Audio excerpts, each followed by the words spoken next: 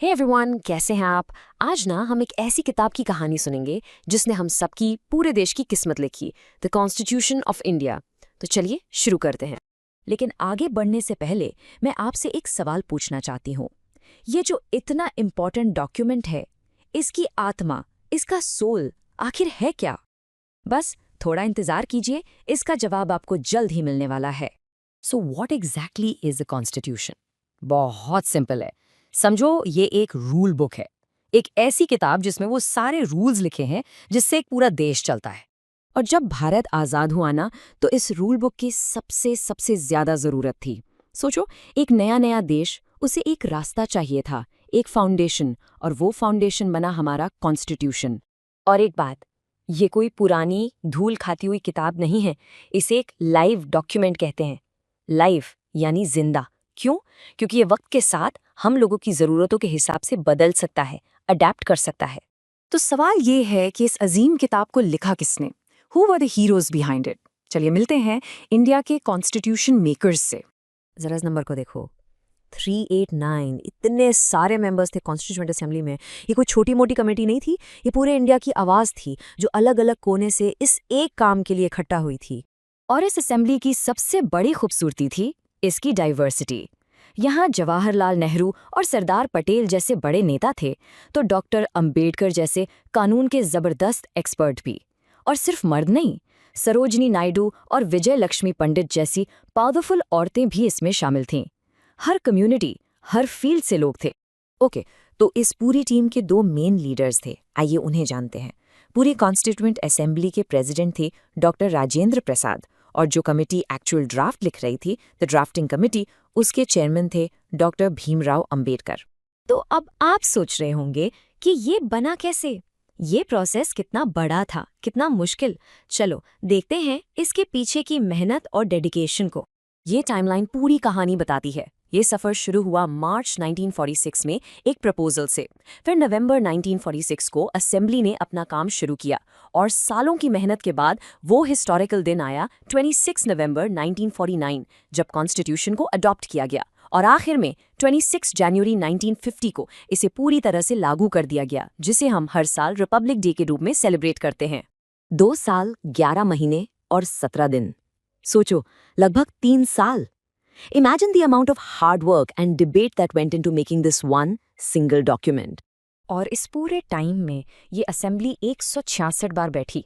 ये मीटिंग्स नहीं थीं, ये तूफानी बहस थी। हर एक आर्टिकल, हर एक क्लॉज पर घंटों तक, दिनों तक चर्चा हुई, ताकि देश के लिए बेस्ट पॉसिबल कानून बन सके। अब आते हैं इस किताब के दिल पर, उसकी आत्मा पर, द प्रियम्बल। ये सिर्फ एक इंट्रोडक्शन नहीं है, ये एक पवित्र वादा है, अ सेक्रेड प्रॉमिस। और इसकी पहली लाइन ही सब कुछ कह देती है, we the people of India. इसका मतलब इस कॉन्स्टिट्यूशन की सारी पावर का सोर्स कोई राजा, कोई क्वीन या कोई बाहर की कंट्री नहीं है।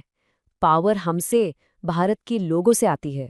चलिए इसके कुछ खास शब्दों को समझते हैं। पहला शब्द है सॉवरेन। इसका आसान भाषा में मतलब है आज़ाद।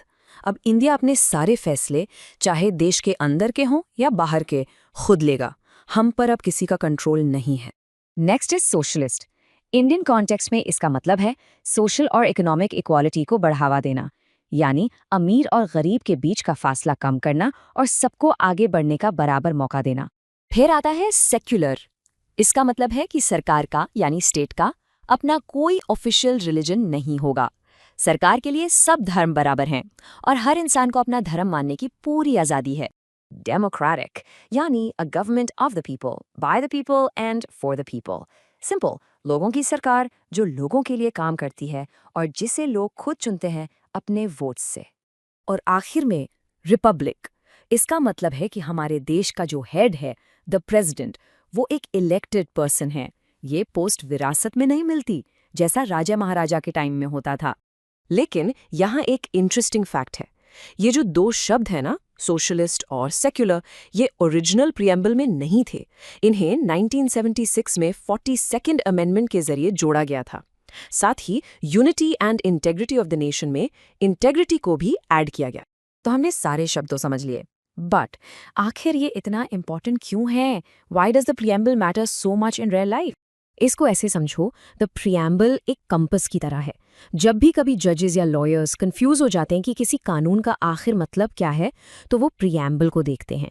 ये उन्हें सही डायरेक्शन दिखाता है। ये बताता है कि हमारे कॉन्स्टिट्यूशन मेकर्स की असली सोच क्या थी। तो जो सवाल हमने इस सफ़र के शुरू में पूछा था, what is the soul of the constitution, जवाब है द प्रियम्बल। यही तो है हमारे कॉन्स्टिट्यूशन का दिल, उसकी आत्मा। यही हमारे देश के आइडियल्स को, उसके सपनों को बयान करता है। फ्रेंड्स, इस वीडियो को पूरा देखने के लिए आज ही फ्लेक्सी टीचर ऐप सब्सक्राइब करें, जहां आपको मिलेंगे animated videos, digital books, text book solutions, notes, DPP और क्विज। और हाँ, flexi teacher app mobile, TV और कंप्यूटर पर अवेलेबल है। और अगर आपके पास इंटरनेट नहीं है तो तुरंत ऑफलाइन सेट टॉप बॉक्स के लिए संपर्क करें। Flexi teacher, the one you needed.